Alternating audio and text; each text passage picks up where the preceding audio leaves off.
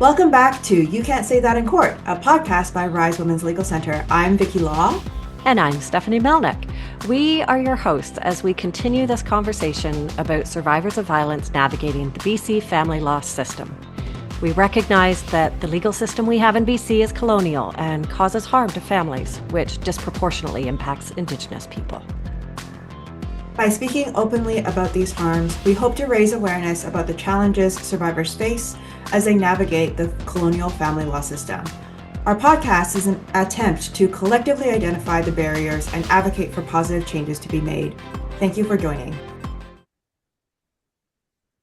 Our podcast series will discuss difficult topics such as gender-based violence and intimate partner violence. This includes physical, sexual, emotional, psychological, and financial abuse. Please be aware that this is a thread that is woven throughout all the episodes, and we hope you will take care of yourselves however you need.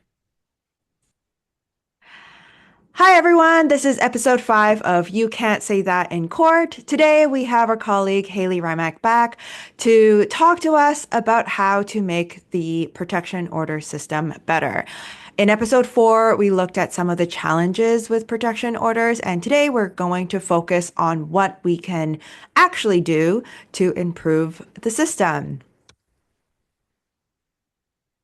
Welcome, Haley. We're so excited that you're here. Yes, thank you so much for having me back.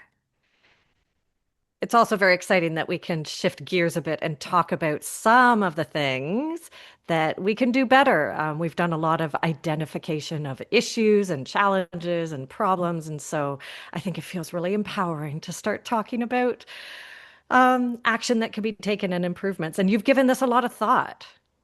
Yeah, absolutely. We have a series of recommendations that came from our protection order project a few years ago, and we added to them in the housing report project. So we have lots of ideas, absolutely, for how it can be improved. Yeah, great. So this report was published before the housing report, which we talked about your housing report in episodes 1 and 2. Yeah, what do you think of kind of the differences between these two and kind of putting your mind back into that time when you were working on recommendations for protection order improvement? What's some of the stuff that comes up for you? Yeah, when we did the protection order project, we really wanted to better understand what is happening with protection orders in BC. One of the things that we did was try to look at when protection order breaches have been laid and better understand how often these are occurring and interviewed survivors, interviewed experts, and I know that all of the challenges have already been discussed in the last episodes, but just to, very briefly say that it's really difficult to get a protection order and there are a lot of problems with how it currently works. And so within the protection order project, we identified some key areas for how to make these protection orders work as the legislation actually intends them to work is our opinion. Right now, we have the Family Law Act in BC, which is really clear that people should be able to apply for protection orders without giving notice. They should be able to explain to the court why they feel like they need a protection order. Are they likely to be at risk of family violence? And then the court is required to kind of follow the legislation and go through the test in order to determine if they should receive one. And what we found is there's so many ways that the legislation just isn't really being followed. And our broadest recommendation is really about trying to address what we call a knowledge gap when it comes to the understanding of family violence within the family law system. And what we kind of have we have a series of recommendations, but the main one is we really need a specialized approach to protection orders. Right. So it's interesting that you mention that there is legislation in place. There are processes that have already been established, but they're just not necessarily working the way they were intended. And so this is maybe like an implementation challenge or an enforcement issue, that kind of thing, that the intention is there, but in practice, it's not happening the way that it should. Do you think that this specialized approach fits with that, or is this kind of a new way of looking at protection orders? Yeah, the specialized approach that we recommend is really to help sort of support what the legislation has intended. And I'll just Okay. pause to Yeah. say that, you know, protection orders, they can have different names in different parts of Canada and in different countries, but sort of one big term that's used is they're called civil protection orders. So these are not criminal conditions, but the idea is typically if someone breaches one of these orders, there could be a criminal consequence. And that's a Right. really big change from what the original restraining order regime was in BC. And so that change just happened in 2013. So I know Hmm. that seems like a long time ago, but as far as, changing the legal system, that is actually relatively brief in terms of huge changes. So the protection order changes that started in 2013 changed it so that if someone breaches a protection order, there could be a criminal consequence. And that was intended to really help improve safety. And it was a very thoughtful response within the legislation that came out of many reports and recommendations and calls for a stronger way of ensuring that survivors are actually protected. The goal from the province within their own, report was actually that protection orders should save lives because they're one of Right. the only types of orders like this that people can be preventing violence. So then we have the implementation struggles that kind of have followed it, and our recommendations are looking at how can we ensure that these orders are actually helping people when we know right now there's such a huge disconnect between people needing a protection order and actually getting one, or getting a protection order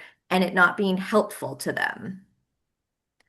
So I think we should bring it back to you talked about how difficult it was to get one, and you talked about what the specialized approach would be. Can we dive a bit into that? Like, what are you looking for in this specialized approach? Well, one of the biggest issues, and there's a quote within the report that emphasizes this, is it's hard to talk about fixing the protection order system without addressing that people are doing this on their own often. So they're going into court by themselves, fearing for their safety and the safety of their kids often, and they are going through this court process and often being met with a lot of resistance and challenges, and it's very stressful. And so, number one is we really need to look at that and realize that people need lawyers to make these applications because number the number one issue that can happen is that a failed protection order application is not necessarily going to be neutral for a survivor. Of course, it's a lack of opportunity to have this safety measure in place, but it's also potentially going to follow her throughout her family law matter. It's often can be used against people that they made a protection order application that was unsuccessful. There's a lot of myths and stereotypes. So to do it without a lawyer is not only, not putting your best foot forward in terms of safety, but also potentially going to affect the entire family law matter. And therefore, we really need people to have legal help. The legislation intended for this to be somewhat straightforward, and ideally we'd be at a place where people could be doing this without lawyers, but we just know that that's not the case, and so people really need lawyers. So we're recommending that there be dedicated protection order duty counsel within BC who can assist people throughout the province make virtual and remote applications for protection orders. Right. And so duty counsel meaning a lawyer who is available on the day of the application. Maybe they haven't worked with the client previously, but someone coming to court without a lawyer would then have access to a lawyer to help them through that application process in front of a judge, right? And even more than that, I think that if this lawyer is their entire, role is for protection order assistance, they would be also able to help draft materials. Excellent. Okay. Yeah, that's Yeah. great. I think because we remembering that our protection order system is based on like a paper based application. So someone has to like submit documents first before they can get before a judge.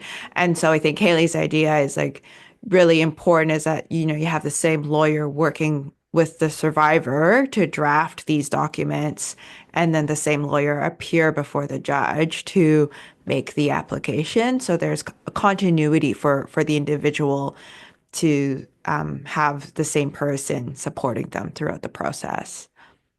Yeah, Yeah. that feels like a more robust use of duty counsel, having some Hmm. continuity there. And then I think you were mentioning other supports also, Haley, that would be available for someone. Yeah, absolutely. So right now, we know that the process isn't trauma informed, and we know that people are frequently unsuccessful when they go to apply for a protection order. And unsuccessful, if you expand that a bit, it's not just not getting a protection order, which is unsuccessful, but it's also getting a protection order for 7 days is often really not helpful for someone and putting them at a higher risk of then having to give notice to the person, then having to go back to court. There's all these ways that the protection order process actually is putting people potentially in a dangerous situation, including when the court orders that they come back and have served the other party before they will hear them. So, Right. an anti-violence advocate or support worker really should be there to assist this person with their application, recognizing that they either are going to get a protection order or they are not. And either way, Mhm. that is not, that shouldn't be, the end of the court's ability or recognition that this person is in danger. Right now, we have this process that, says to people, come to court and apply for a family law protection order if you are at risk of family violence. But then there isn't anything to sort of catch the ways that that process isn't going to necessarily, do everything, even when it's working in the best way that it possibly can. A protection order, isn't necessarily always going to put people in a safer situation. So, an anti-violence advocate or support worker can do things like assist that person with safety planning, with or without a protection order, connect them with resources when, again, with or without a protection order, and really is often the only person within the legal system who has that expertise of understanding the risk factors and the sort of necessary next steps to try and improve the person's safety. And I know Right. that both of you have talked a lot about the value and the necessity of support workers and anti-violence advocates. I'm not sure if you want to add to that. Yeah, I think the important piece there is the safety planning bit, right? Because lawyers, we don't have the expertise to safety plan with survivors because protection order can be one piece of the puzzle, but there's so many other pieces. Like if someone is in the like currently in an abusive relationship and living with the person who is violent, there's a lot of considerations to like when should that person be leaving? What should they be taking with them? Where are they gonna go? Where are the children gonna be? All those sorts of considerations that a lawyer can help with, but there's a lot of non-legal pieces there. Yeah, I think there's also some value lots of value actually, when an applicant is unsuccessful, and just a side note, Mhm. I really like the word that you use, being unsuccessful, because it doesn't suggest that it was unfounded, that there might legitimately be a protection order needed, but for some reason it's not ordered.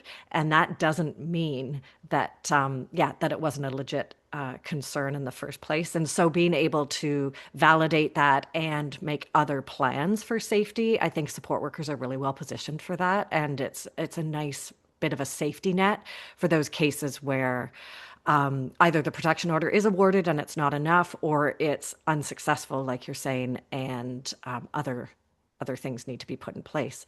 But I think there were some other pieces Yeah. to the specialized process. Yeah, absolutely. So, and I'll just add to that, we have this current system that often has really problematic responses. And we know that if someone is coming forward and saying they're in need of protection, actually how people respond to that and how the legal system responds to that is not only going to impact immediate safety, but also long-term safety. So, Yeah. if a judge, for example, within our housing report, a support worker said, I had a judge say to a client who was a high-risk young girl asking for a without notice protection order, you've gone back several times, you obviously aren't that scared. So if you have a legal system telling you that, then what are you going to do next time that you need help? Are you going to, call the police again? They told you to go to family court. Family court's telling you you're obviously not that scared. Anti-violence advocates and support workers can really add in that expertise that kind of can help neutralize these really problematic responses, often referred to as institutional betrayal. And that is Mm, essential for safety because it right. is not only a validation, but it actually, adds accuracy to the necessary next steps.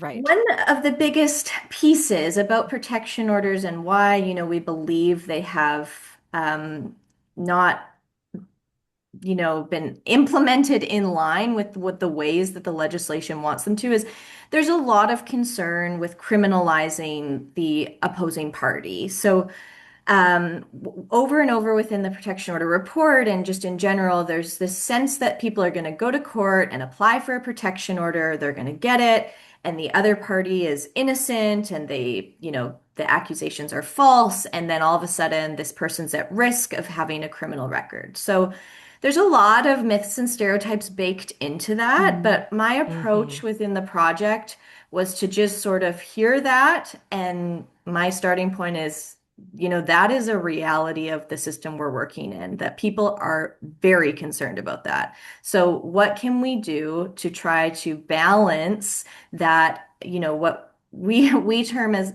or what we view as a bit over conscientious because actually protection orders can be very ineffective. So I don't have concerns that people are out there just getting charged constantly with protection order breaches. I think that's Mm-hmm. actually quite rare. But in any event, if that's the concern, what can we do to try and like reinforce and ensure that people are not wrongly being having protection orders against them? So one of our recommendations is to uh, improve the processes for respondents to contest without notice protection orders so that they can, appear very quickly within court. They also have help from a lawyer. There are clear processes for them that if this protection order was not fair, then they have a process for that to be within front of a judge so that, fairness is to both parties. So we try and really emphasize that within our recommendations as well. Right. I think that's um, a good follow-up mechanism to have a robust kind of appeal or contesting process. It does keep everything a little more fair, and by loosening or I guess lessening the pressure that's on that initial decision about whether or not to award a protection order is really important, so that the the right things are being weighed when deciding whether or not to order protection in that way. I also just want to say, as a little side note, that if no one is violating a protection order, no criminalization is happening. So just sliding that in there, that if someone wanted control over not being criminalized, they just have to follow the rules. That's kind of all they have to do. But And that's just a little side piece. Yeah. well, and also I just think the rules are, this person doesn't want you to talk to them. This person doesn't want you to contact them. This person doesn't want you to be in their home. Like these are all like rights that we have. Like if I don't want someone to Yeah. call me, I can like block them or I can tell them not to email me. But obviously for people who are coercive and have controlling behavior, they're not they're not going to be respectful of those boundaries. Right. Yeah. And so I think we have to like come back to why a protection order is needed because this person have been asked not to do something that violates Hmm. someone else's privacy um and not respecting them. So it's to me it's like a no-brainer. Right. Yeah. It's really highlighting a huge violation of respect, and Hmm. like you've already said, Vicky. So yeah. Yeah. Okay. That was a bit Yeah. of a digression. Uh, I apologize.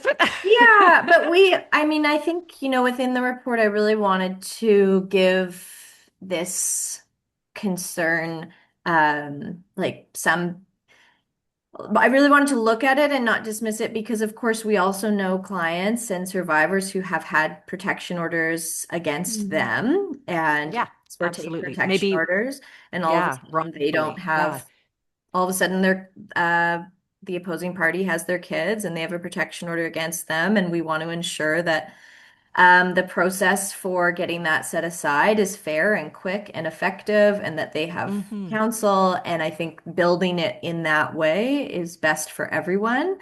But again, as we know, the legislation was very thoughtful and it already had considered this, but we add within the recommendation sort of a few specifics to make sure that that's clearer for having it set aside.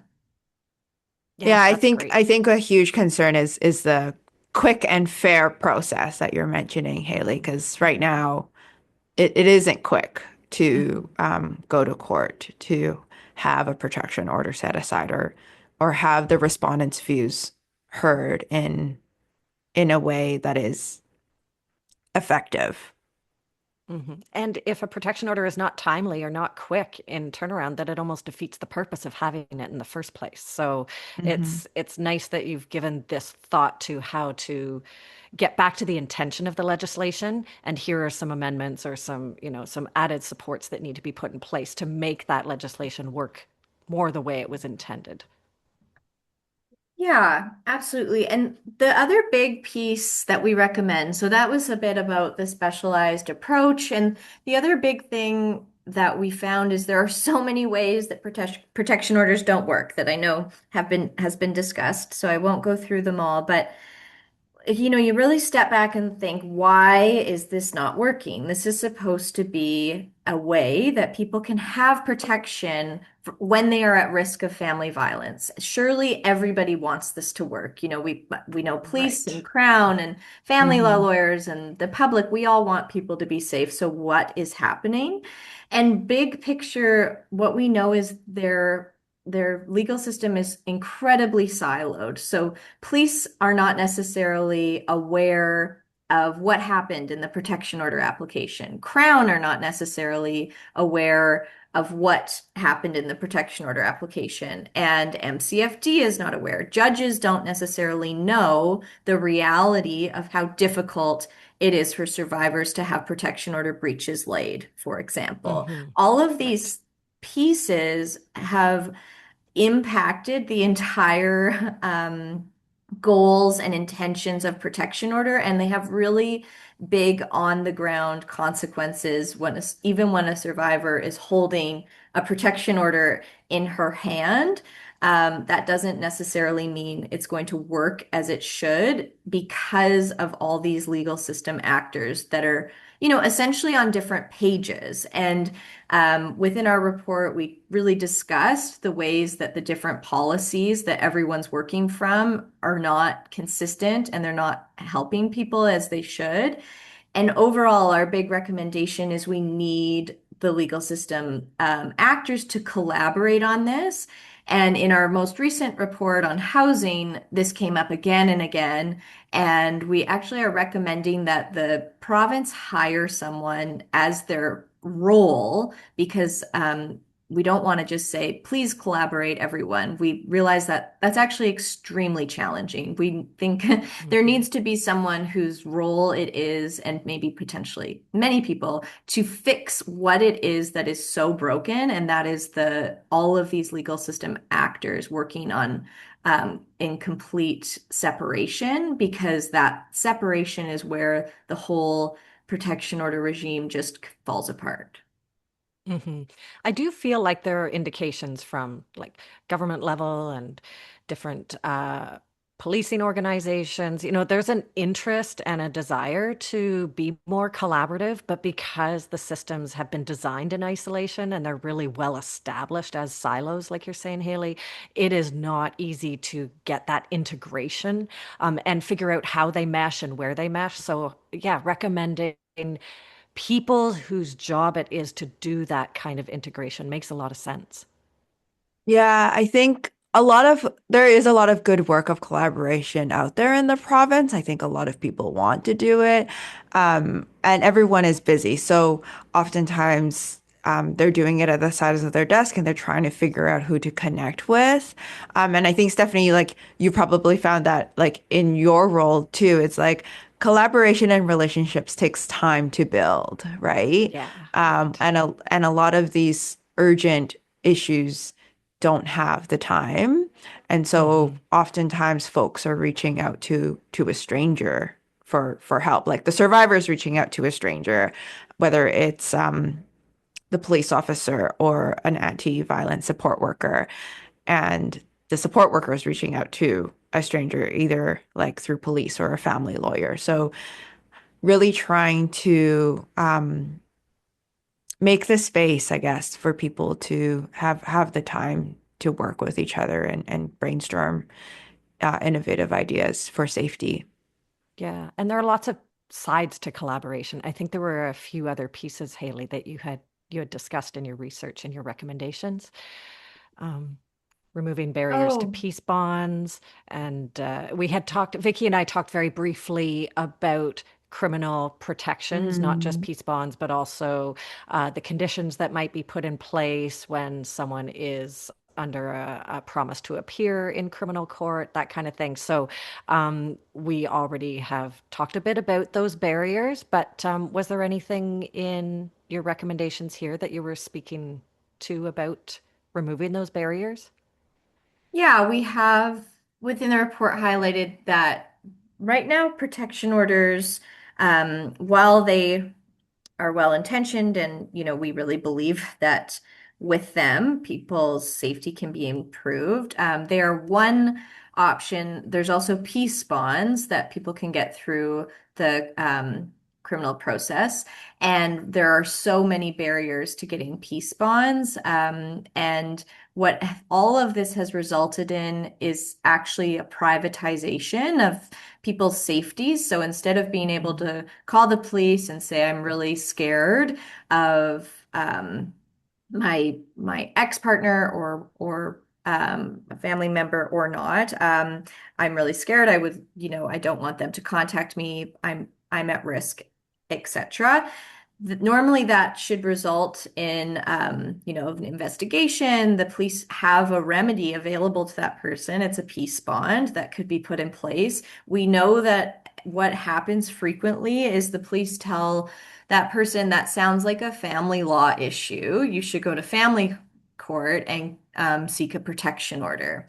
And what that means is that person now has to go on their own, because there is no automatic lawyer that person's going to get. They have to pay the expenses of doing that. They are not police officers. They are not in a situation that they can, do an investigation. They're putting together the material.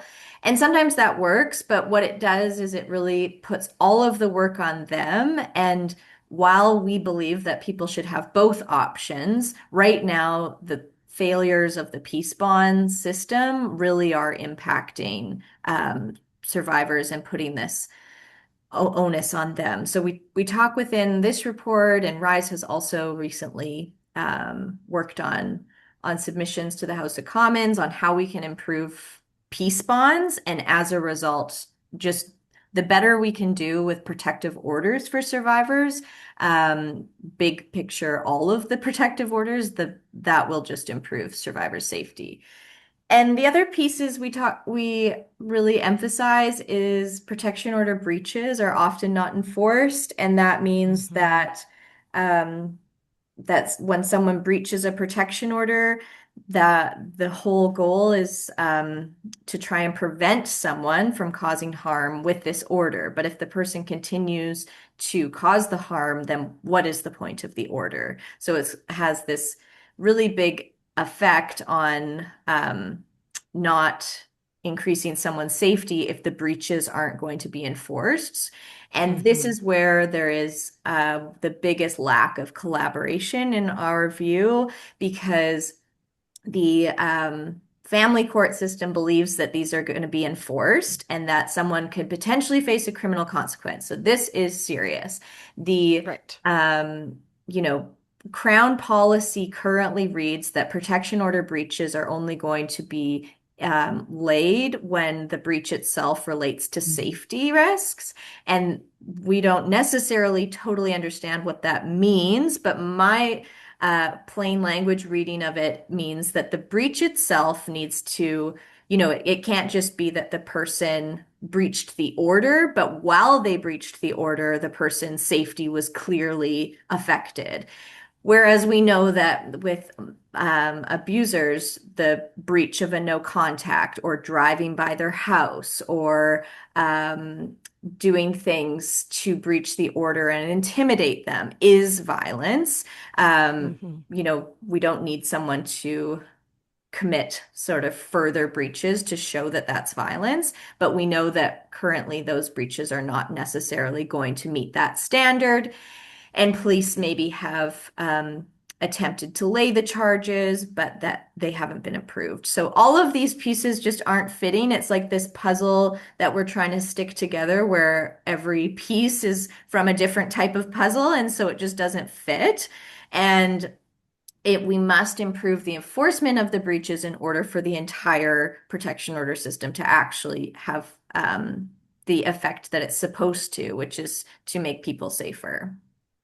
Yeah, I think the enforcement piece is absolutely key because, as we know, if there is no kind of repercussion or yeah, to any order that's being made, then it just doesn't have the value, right? If someone knows that they can get away with breaching a protection order, then what's the point of the order in the first place? And I think what you've highlighted here, Haley, is a real disconnect. It underlines the like the siloing that does exist because if police are being pulled in on the breach side, but as you mentioned before, not involved in the family law proceeding side of things where the protection order was made, then they're almost starting all over again. It's almost like a completely independent charge as opposed to following what the legislation laid out, which is picking up where the family law order left off.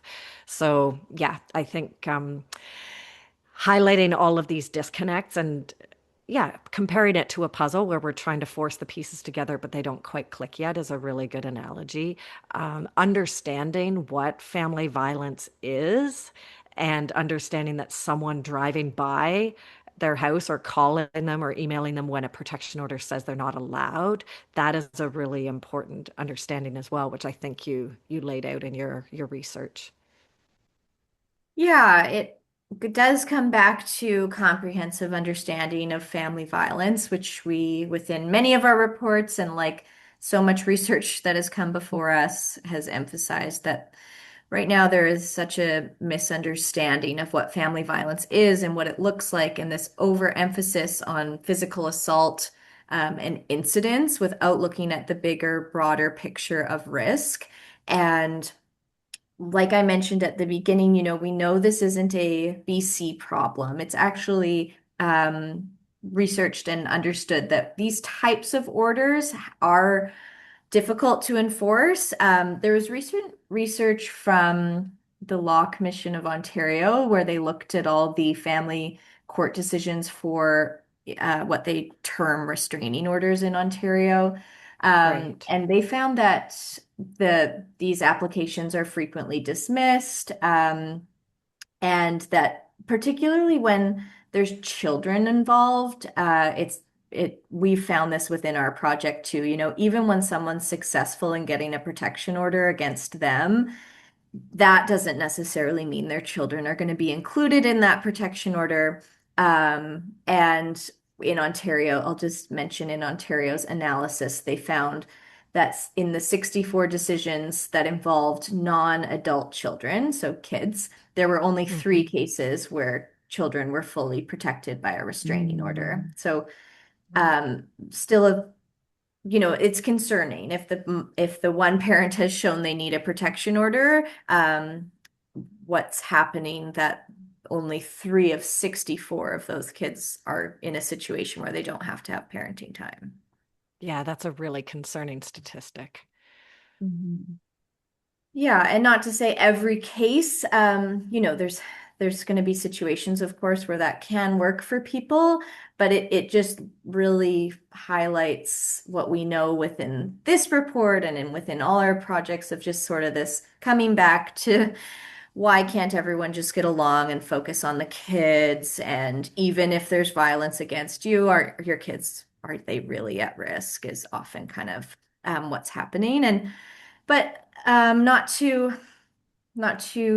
diminish, of course, all of the really important decisions that do come out that really do enhance people's safety, and all of the police officers and family law lawyers and crowns and judges who are making decisions that really, really do help. And one really positive note that I'll maybe turn to now is where I think the province is going to take the protection order regime within the Family Law Act over the next few years.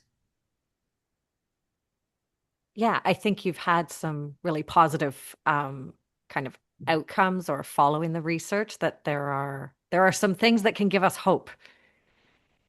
Yeah, yeah. So we had our research for the housing report came out very close to Dr. Kim Stanton's independent systemic review, where she emphasized a lot of the need to change the Family Law Act, as well as the family law processes. And what we know right now is that in August of 2025, the province released what they call a policy intentions paper. So what I understand that to be is basically here is what we hope that the Family Law Act will be changed to. So we're not making promises, but we have thought about everything and we've looked at it, and here's our plan, is sort of how I understand it. And they're taking a, a lot of what we put in within our research and Dr. Kim Stanton, and probably also their own or I shouldn't say they're taking it, but they have come to their own conclusions about the ways that the protection from family violence section of the legislation should change.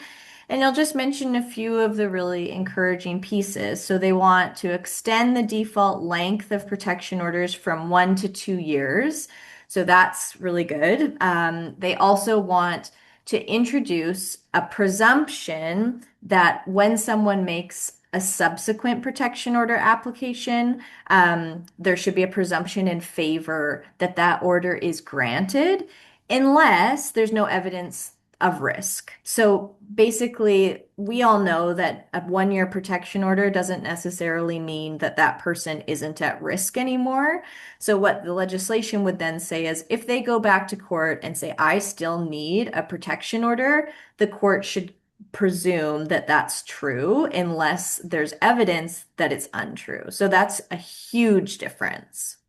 Yeah, it's so interesting because in some ways it's a really small shift because there's still the balance of is the risk there, the analysis of whether a protection order is needed, but just shifting it to be more of a default to award it rather than this higher threshold of needing to prove that it's needed, it would be quite dramatic and probably have some really positive outcomes. Yeah, I think shifting the burden from the survivor because the survivor has already proven that they need it, right? From in the initial application. So any subsequent applications would be, well, they've already proven that they need it, so they don't need to prove it again. I think goes back to the validation that you were speaking to, Haley, earlier. Yeah, and I'll just end on with one other piece that they're intending to change. And that is that right now, protection orders are available to people who are defined as family members under the legislation. And it doesn't include dating relationships. And so that was one of the pieces we found within our project is these people who aren't in a spousal or marriage-like relationship, but are at risk of intimate partner violence, have less options for protection. And so they are going to extend that to include people in other types of these relationships so that they can also apply for protection orders, which is really, really important from, a reducing gender-based violence perspective. Yeah, that's super encouraging for sure. And I mean, I really appreciate all the recommendations that you're making here in this research because it's acknowledging that this is not easy to change. This is very difficult work. There's no suggestion that this is like some easy wave a magic wand kind of a solution, but recognizing how valuable these shifts could be, I think is really compelling. And yeah. Is there anything else that you want to highlight for us before we wrap up today? I think that those are sort of the main pieces. There's so much more within our project on orders and also within There's our so housing much. project, Yeah. but those are some of the key pieces for sure. Yeah, that's amazing. Vicky, is there anything else that you wanted to add? I see, I'm seeing both of your reactions as we're talking, and there's just so much to say about it, but I really think you've done a great job of summarizing for us today, Haley. But Vicky, yeah, is there anything else that you wanted to add? Yeah, I think it's important to keep in mind, all these processes and all these like changes in legislation. It's easy to miss the overall picture that we're trying to achieve here, which is safety for Mm, everyone. And so I think we need to keep that in mind as we work towards Haley's recommendations and also the ongoing work from the province, the government on changing the legislation and what the process is that the ultimate goal is safety. right, And we can't lose sight of that. right. Very well said. Yeah, and maybe I'll just end it. I am a protection order optimist. I really think that if there could be some relatively minor changes with just how these work on the ground, that these really are, survivors just talk about how these are helpful tools to them when they are available to them. That when police respond to the breaches, has a huge impact on their safety. Um, when judges, make these orders, it has a huge effect. These are not going to work for everyone, even when they work as perfectly as they should. Some abusers will not be deterred. However, for some people, this is a huge impact to them and affects, everything about their life in a more positive way. And so if we can, have these changes that are going to make them work a bit better, which I really believe is what everyone working within the system wants, is of course to have a way of preventing harm to people. It's just, again, sort of these ways that it's become disconnected from this goal, which is really about safety. Right. I like that protection order optimist. I think all three of us would identify with that. And it does feel really good to do a couple of episodes here looking at improvements and analyzing that it's really not as big a shift as maybe it might seem when we're busy identifying the challenges and the problems that we know that our clients, and then other survivors are facing. So this feels like a really good spot to end. Haley, thank you so much for being with us today. We're going to keep looking at possible improvements in our next episode as we take a look at some research that I did with another colleague of ours at Rise, Sam. She's going to be our guest next time as we talk about courthouses themselves, which is also building on research that you did a few years ago, Haley. So we're going to tie this all together, and we'll keep talking about improvements and maybe more hopeful things in the next episode. Thanks so much for listening, Thank you so everyone. much. Thanks for Thanks, being here, everyone. Haley. Talk soon. Bye-bye. Everything that we have said today is not legal advice. If you or someone you know needs legal advice, please consult with a lawyer.